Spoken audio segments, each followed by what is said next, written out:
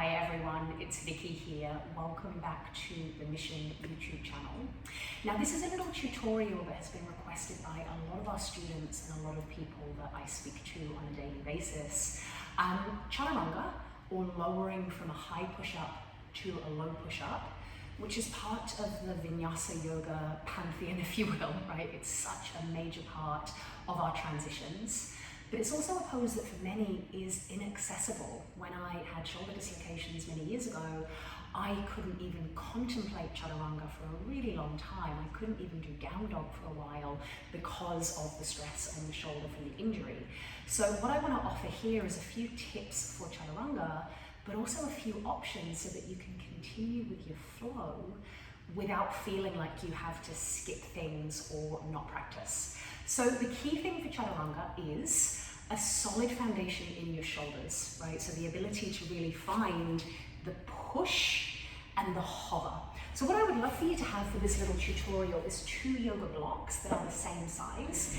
If you don't have yoga blocks, you could stack up some books, but just make sure that it's something that is the same size on both sides. What I would love for you to do is come onto your mat into a tabletop position. You're going to look at your hands, make sure that your index fingers are pointing directly forward. If you have shoulder issues, you might want to dial that out slightly and find a position where you can comfortably squeeze or like palm the floor rather than dumping into your wrists. Now from here, what I would love for you to do is press the floor away and feel how your shoulder blades spread on the back. And then can you do the opposite of that without moving the rest of your body? Can you just soften the rib cage and dip your shoulder blades towards one another, keeping your arms extended? And then do that a couple more times. You can push the floor away and dip the shoulders. Now, if this is weird, you can do it at the wall or you can do it in mid-air. In fact, let's try it in mid-air. So go ahead and come to a seat. Imagine you're in tabletop. Your arms are extended. And from here, I would love for you to squeeze both of your shoulder blades towards one another. So squeeze back or retract the scapula, keeping your arms straight. And then imagine pushing something away and spread your shoulder blades. And I really want you to feel the underside of the armpit, this muscle on the top of the ribs turn on. Let's do 2 more. Squeeze back and push away. And then go 1 more time. Squeeze back and push away. Now, you could also do this on your forearms if your wrists are challenged at the moment. You can go ahead and come into a tabletop on your forearms with your elbows under your shoulders and your hands lined up with your elbows, and then keep the rest of your body engaged. Look straight down forward, soften the space between the shoulders, and then push the floor away to spread. And then squeeze, and then spread. And let's do 1 more like that. Squeeze and spread. So that alone can be a really useful tool, this scapular push-up action, to build some strength in and around the serratus muscle, which is sometimes called the boxer's muscle, right? If you are familiar with boxing as a sport, the way that a boxer punches, the serratus muscle powers that, right, and allows the scapula to glide on the rib cage. So access to your shoulder blades is really important. So you could stay with that. Maybe you're just engaging and working a little bit of strength and building that action in your scapular push-up. Now, if you are unable to transition, maybe you've got shoulder injuries or wrist injuries, what I would recommend doing is if you're working with a vinyasa, instead of thinking about going to plank lowering down, you could stretch the arms up, you could fold yourself forward, you would take that halfway lift, maybe with the hands up the legs to create this kind of deadlift action. And then all you would do is plant your hands and step back into tabletop. And you might do a couple of those scapular push-ups. You could do a few rounds of cat-cow. And from there, you could join the flow of standing poses from tabletop. And when I work with students therapeutically that have wrist issues or shoulder issues, as they're navigating through pain, but don't want to stop moving, the worst thing you can do is to just stop all activity, right? That isn't going to support the way that your body heals. Obviously, work with your healthcare practitioner, but the movement is going to facilitate circulation and is going to allow the body to heal. So I would recommend finding a good studio, finding good teachers, and keeping your options open. So that step back to tabletop is a really nice option. Now, for those of you that want to build on your Chaturanga, and just to be really clear what I mean by Chaturanga, I'm going to come into plank. I'm going to press the floor away. So remember, we've done this already. I'm going to spread my shoulder blades apart. But I don't want to lower just from here, otherwise I'm going to end up doing this weird scooping thing. So from here, I'm going to push the floor away, scoop way forward to the tips of my toes, and then from here I'm going to bend my elbows real slow and come down to the ground. See how the front of my shoulder didn't dip down below my elbow?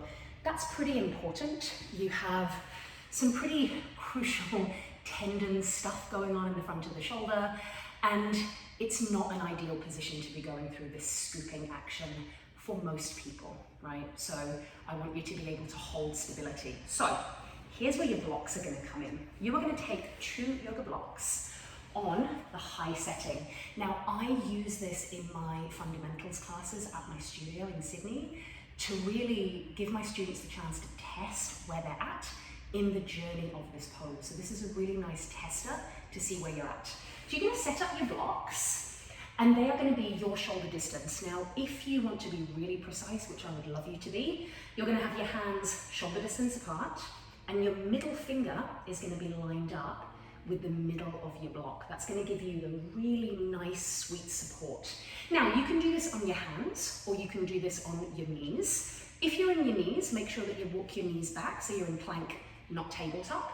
And maybe you want to watch this first and you can rewind and come along and play with me. So from here, I'm going to come into exactly the shape that I worked in a moment ago. My bum's not up, right? I'm a nice line in plank. From here, I push the floor away, find that activation. I'm going to scoop forward to the tips of my toes so my chest comes forward. Then I bend my elbows straight back. I'm going to tap the blocks and I'm going to straighten my arms. And I would love for you to build to the place where you can do 5 of those effectively tricep push-ups without feeling like you're going to fatigue, right? That for me is a great indicator that you are in a position with the arms that it's strong. Now, what that would look like on your knees, remember I'm not from tabletop, I'm in a plank with my knees on the floor.